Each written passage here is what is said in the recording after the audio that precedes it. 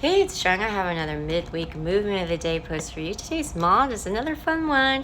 It's going to be using the ball and sock trigger point method to relieve the pain of our knots. So if you've heard of both of these terminology, great. It's worth mentioning because it's such a fantastic tool to have. Simply, a small ball at your desk, and all you need is a wall. So the trigger point therapy simply refers to putting pressure against our painful knots and holding that pressure for about 2 minutes to change up that tissue quality and relieve ourselves of the knots. So that's what trigger point therapy is.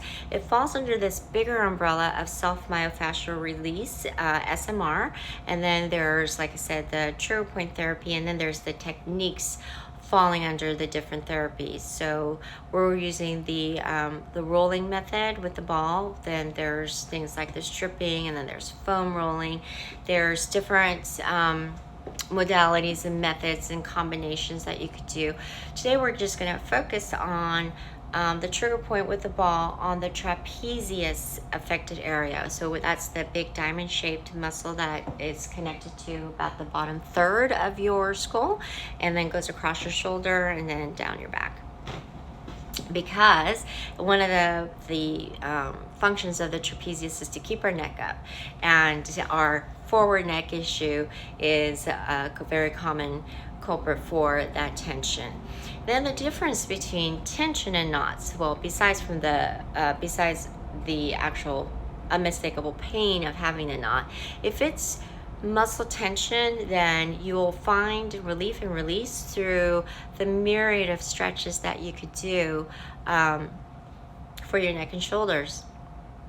Whereas if it's a knot issue, the stretching won't help. It'll feel good, it won't relieve you of the knots. Now, having these knots are not dangerous in and of themselves, even though it could refer pain into other areas, especially like this front area of your shoulder and chest. It could go down your arm, causes bad headaches. It could go down your back. It's not dangerous because of the fact that it's really just the muscle tension. Versus if you have pain that's referred to your arm due to something wrong with your neck. I mean, because that could be a disc, a vertebrae, a nerve issue, so that would need to get checked out. The only thing, though, is if you have chronic knots, the problem with chronic knots is that the microtears from that constant tension will cause adhesions, and those adhesions could be painful and then lead to the knots. So you have like this vicious cycle. And if you've ever had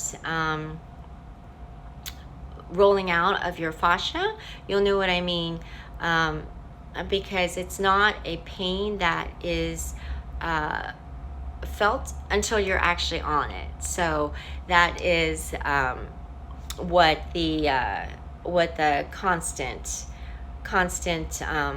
pain could do, or the constant tension. So basically what I'm saying is you have two kinds of knots. So if you're not experiencing knots right now, you're not off the hook, because there's the active knots, which is the painful ones, and then there's the latent knots, which are felt only if you come across it. So if you don't have knots, though, I want to trade places with you, because they're usually caused by tension. It could be emotional stress, it could be physical stress. Poor posture is a big culprit, of course, and then it could also be contributed by dehydration. So, all right, let's move on to the actual movement itself. So why we're using a sock is so that when we have it in our back, we don't drop it, and we have the leverage. But let's go over the type of balls. So lacrosse ball, I've mentioned. This is a therapy ball that's about, I think this is bigger than a tennis ball. I don't have a tennis ball to show you, but that's a good option as well. We're looking for, or the differences are not only the size, but the firmness, okay? But with the therapy balls, there's so many kinds, with the tension, with the texture, with the weight, the size. and the firmness. Judging or comparing the lacrosse ball to a much smaller child's bouncy ball that I found, well, you know, it was my kids.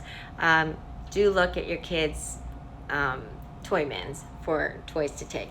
So, balls to take. So there's that. And then there's this trigger point therapy tool that I love, because you could also twist it open and change the distance. But if you actually have two of the same size balls, you could try to recreate that by putting it together and encasing it somehow. So with the socks, you could use, you know, different length socks. You could use stockings. You could use maybe if you have some sort of one of those bags with that cinch with oh, here, like this, I have one. If you have a bag that shuts like this. So the whole point of is that you want something to hang on to. So in the beginning, before you actually start with the trigger point therapy, I suggest you take one of your bigger and the softer balls and just like loosen up. So you could do a little shimmy, you could roll around, and I know it looks silly, but it doesn't matter. And just kind of loosen up. Okay, and up and down your back.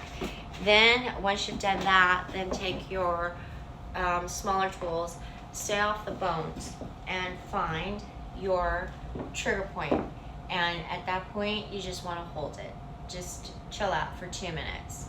It takes 2 minutes to change muscle tissue quality. Okay? And then you may want to move on to another spot.